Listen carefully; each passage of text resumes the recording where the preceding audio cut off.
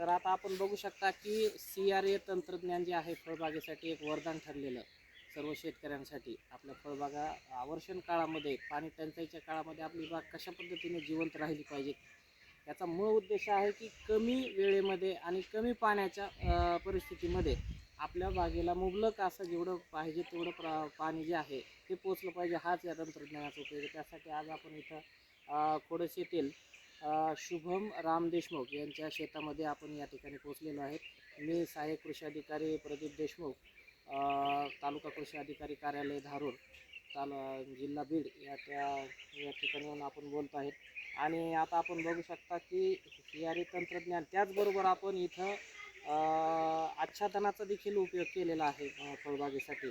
आणि या आच्छादनाचं म्हणून रॉ मटेरियल जे आहे हे आपण सोयाबीन व हरभऱ्याचा जो भुस्सा जो असतो त्याला काळा असं म्हणतो, त्याचा आपण या ठिकाणी उपयोग केलेला आहे.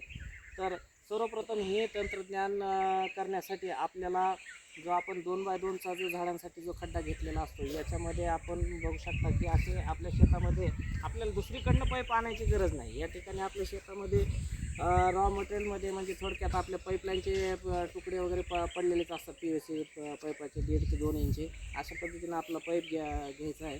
आणि जवळपास 2.5 ते 2 फुटापर्यंतचे पाईप आपल्या असे 4 पाईप आपल्याला तुकडे घ्यायचे आहेत. आणि झाडाच्या हा बघू शकता की हे जे झाड आहे याच्या बाजूला आपण हे पाईप अशा पद्धतीने जमिनीमध्ये गाडायचे जेणेकरून त्या खड्ड्यापर्यंत पोहोचले पाहिजेत. आणि इथून जमिनीपासून वरचा भाग जो आहे जवळपास 6 ते 8 इंच त्या दरम्यान हे वरती राहिलं पाहिजे.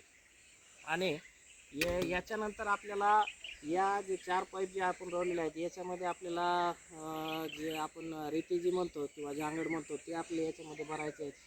आणि त्याचबरोबर त्याच्यामध्ये गांडूळ खत किंवा कोंबडी खत जरी टाकलं त्याचा फायदा असा होईल की पाण्याबरोबरच त्याचं जे मूलद्रव्य जे आहे ते पाण्याबरोबर मिक्स होऊन ते आपल्याला या झाडांच्या मुळापर्यंत पोचतील. आणि झाडाचा जो रूट झोन जो आहे तो लवकरात लवकर वाढण्या देखील पांढऱ्या मुळ्या वाढण्यासाठी देखील याचा फायदा होईल. आणि त्यानंतर आपल्याला हा खड्डा पूर्ण भरून घ्यायचा आहे पाईपने. आणि पूर्ण झाल्याच्या नंतर हे पाईप जे आहे ते हे अशा पद्धतीने एक एक पाईप सगळे करून वरती काढून घ्यायचे आहेत सगळे. आणि मग आपले जे पाणी आपण जे देणार आहे आळे पद्धतीने असेल किंवा ड्रीप पद्धतीने असेल तर हे जे पाईप आहे ते याच्यावरतीच आपण जे खड्डे घेतलेले याच्यावरतीच आपण ठेवायचे जेणेकरून ते पाणी लवकरात लवकर त्या ठिकाणी याच्यापर्यंत मुळापर्यंत पोहोचेल. तर हा अनुभव या शेतकऱ्यांनी आपल्या घेतलेला आहे. मागच्या वर्षीच आपण त्यांना हे फळबाग लागवड करतानाच त्याचं प्रात्यक्षिक दाखवलं. याही वर्षी आपण त्याचा फायदा किती झाला हे त्यांच्याकडनंच आपण जाणून घेऊ.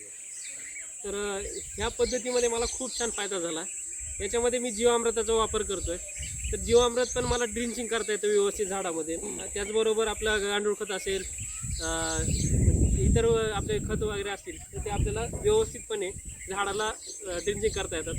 आणि एवढंच नाही, याच्यामध्ये आता देशमुख साहेबांनी सांगितलं की झांगड किंवा रेती टाकली त्याच्यामुळे पाण्याचं पर्क्युलेशन मेन रूटला जो झाडाचं रूट झोन आहे त्या रूट झोनला कमी पाण्यामध्ये तो पोहोचला जातो. आणि माझ्याकडं खरंच विचार केला तर माझ्याकडे पाण्याची कमतरता आहे, पण तरी पण मी 20 गुंठे बागे जोपासत आहे कमी पाण्यामध्ये. या CRA तंत्रज्ञानामुळे मला तर एक खूप छान पद्धतीचा फायदा जाणवत आहे. आणि माझी विनंती आहे की सर्वांनी तो पण करावा. धन्यवाद.